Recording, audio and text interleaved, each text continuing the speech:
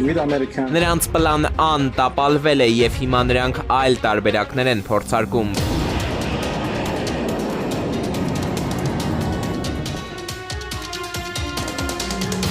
Կարծում եմ պատերազմը գրեթե ավարտվել է։ Նրանք չունեն նավատորմ, չունեն կապի միջոցներ, չունեն ռազմաօդային ուժեր։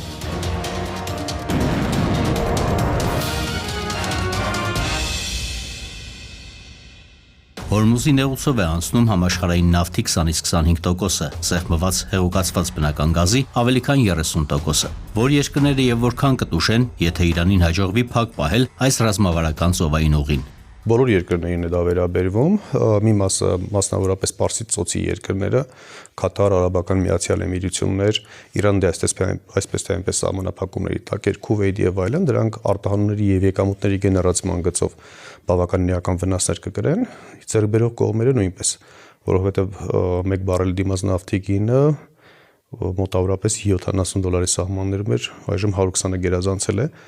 Այն պարագայում, երբ որ ստիպված եղավ Ամերիկայի Միացյալ Նահանգների նախագահը հեռախոսազրույցներ Ռուսաստանի Դաշնության նախագահի հետ, այդ թվում քննարկվում է Ռուսաստանի Դաշնության նկատմամբ սանկցիաների որոշակի մեղմացման հարցերը, թեկուզ միայն նավթի եւ գազի արտահանման գծով։ Նման արտահանման ծավալների պարագայում բնականաբար վառելիքաէներգետիկ լուրջ գնաճի եւ ճգնաժամի առաջ են կանգնած երկրները, եվրոպական երկրները, ասիական երկրները, այդ թվում Հայաստանի Հանրապետությունը, այսինքն չի կարող աշխարհում կատարվող գնային տատանումները բացասական անդրադարձ չունել Հայաստանի Հանրապետության վառելիքային համակարգի գնային փոփոխությունների վրա։ Վերջին մեկ շաբաթվա ընթացքում նավթի գինը կտրուկ բարձրացավ եւ շարունակում է տատանվել։ Միջազգային էներգետիկ գործակալությունը հանդես է եկել նավթի պահուստների պատմության մեջ ամենախոշոր բացթողումն իրականացնելու առաջարկով։ Նավթի գնաճը զսպել կհաջողվի եւ որքան դա կարող է տևել։ Նավթի գնաճը այո հնարավոր է զսպել, որովհետև նավթի գնաճը հետևանք է Իրանի դեմ ռազմական կամ պատերազմական գործողությունների, այսինքն նման պարագայում կարծես թե զուտ ռազմական տեխնիկայի առումով Իրանն շատ ճիշտ է դիրքավորվել եւ ծոցի ամբողջ երկրներին կամ իր հարևան երկրների թիրախներին այնպիսի ճշգրիտ հարվածներ է հասցնում, որոնց բողոքի ալիքը ստիպեն որոշում կայացնողներին, որպեսզի տեղի ունենա որոշման որոշակի փոփոխություն։ Այսինքն նման տակտիկայի պարագայում կարծում եմ այո ճնշումը կմեծանա եւ Իսրայելի եւ Ամերիկայի Միացյալ Նահանգների ուղղությամբ եւ կարող է նախրազմական գործողությունների շատ ավելի վաղ դադարի այսպես հանգեցնել եւ երկրորդ պարագայում թեկուզ եթե ռազմական գործողությունների վերաբերյալ որոշման փոփոխություն չի լինում, միգուցե Ամերիկայի Միացյալ Նահանգներին ստիպեն գնա Ռուսաստանի Դաշնության գործարքների, որպեսզի կարողանան վառելիքային համակարգում գնաճի ճնշում գործադրեն։ Ինչպես կազդի է ներկայացիների թանկացումը մեր երկրի վրա, հաշվի առնելով ներմուծման աշխարհագրությունը։ Հայաստանի պարագայում շատ ավելի բարդ է վառելիքի գնաճի այսպես բացասական հետևանքները, որովհետև համաշխարհային գների տատանումները բնականաբար բացասաբար են անդրադառնում, իսկ վառելիքի սակագինը ներառվում է տարբեր արտադրանքի ինքնարժեքների մեջ, սկսած էլեկտրաէներգիայի մոտավորապես 1/3-ից, շարունակելով տրանսպորտային միջոցների շահագործման համար որպես վառելանյութ եւ տարբեր կազմակերպությունները որպես վառելանյութ, այսինքն էլեկտրաէներգիայի սակագնի վրա ազդեցությունից մինչև արտադրանքի վրա սակագների վրա ազդեցություն կարող է բացասաբար անդրադառնալ։ Իրանում պատերազմը լոգիստիկ խնդիրներ է առաջացրել Հայաստան ներմուծվող որոշ բեռների համար։ Կան այլտրանքային ուղիներ, եթե այո, ինչ հետևանքներ կլինեն դրանցից օգտվելու պարագայում։ Հայաստան ունի 2 խողովակ արտաքին աշխարհի հետ կապի, դա մենք գիտենք Վրաստանի սահմանով Լարսի անցակետն է եւ Իրանի Իսլամական Հանրապետության միջոցով հարավի հետ կապը։ Լոգիստիկ առումով խնդիրները բավականին բացասաբար են անդրադառնալու Իրանի հետ առևտրահարաբերությունների, Չինաստանի հետ առևտրահարաբերությունների վրա եւ Արաբական Միացյալ Էմիրությունների հետ առևտրահարաբերությունների վրա։ Հայաստանից արտահանումները 2025 թվականին եղել են մոտավորապես $8 միլիարդ շրջանակներում։ Պատկերացրեք, մենք $8 միլիարդ մոտավորապես կեսից զրկվում ենք, այսինքն 4 միլիարդ արտարժույթի ներհոսքից զրկվում ենք, արտահանումը տեղի չի ունենում, ինքը բացի ֆինանսական հետևանքներից մինչև սոցիալ-տնտեսական շատ լուրջ խնդիրներ միայն արտահանման գծով։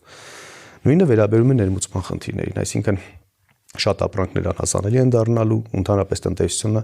սկսում է աշխատել ինքը օրգանիզմը, որ աշխատում է սպասումներով։ Երբ որ կան բացասական սպասումներ, միանգամից բոլոր տեսակի ապրանքներին հանգեցնում է գնաճի։ Նման գնաճային պայմաններում Հայաստանի Հանրապետության քաղաքացիների եկամուտների ուղղակի անբավարար են սպառում իրականացնելու համար։ Սա միայն սոցիալ-տնտեսական եւ լոգիստիկ հատված է։ Գումարած շատ բարդ ժամանակահատվածում է սա իրականացվում, այսինքն գարնան սկզբին, որտեղ որ ձնհալի ռիսկերը, այսինքն կարող են Լարսի անցակետը շաբաթներով փակ պահել, այսինքն լոգիստիկան այստեղ էլ կարող է կրճատվել, Հայաստանը գտնվի լիակատար շրջափակման մեջ։ Տարածաշրջանում պատերազմը սպառնալիք է մեր երկրի բարենային անվտանգությանը, եթե այո, ինչպես կարելի է չեզոքացնել այն։ Գոյություն են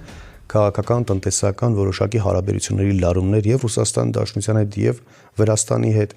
եւ այստեղ Հայաստանը այո կարող է ձեռբերման կամ մատակարարումների իրական խնդրի առաջ կանգնել։ Տեսեք, եթե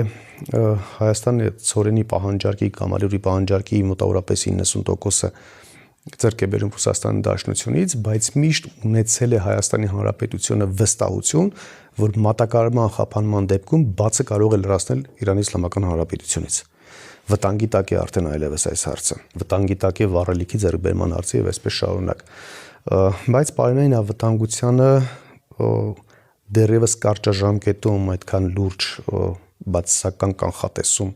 դեռևս չեմ հատկացնում ինչի համար, շատ ավելի ինքը կախված կլինի պատերազմական գործողությունների տևողությունից։ Եթե այո տևողությունը պատերազմական գործողությունների երկարեց, բարենային անվտանգության մասին լուրջ պետք է մտահոգվել։ Թեպետ իրանցիների ներհոսքը մեր երկիր առայժմ մեծ չէ, սակայն որոշ գնահատականների համաձայն պատերազմը շարունակվելու դեպքում այն կարող է ավելանալ։ Հայաստանը պատրաստ է հարևան պետությունից փախստականների մեծ հոսք ընդունել, ինչ է անհրաժեշտ անել խնդիրներից խուսափելու համար։ Իհարկե պատրաստ չէ, որովհետև ռուս-ուկրաինական պատերազմի ժամանակ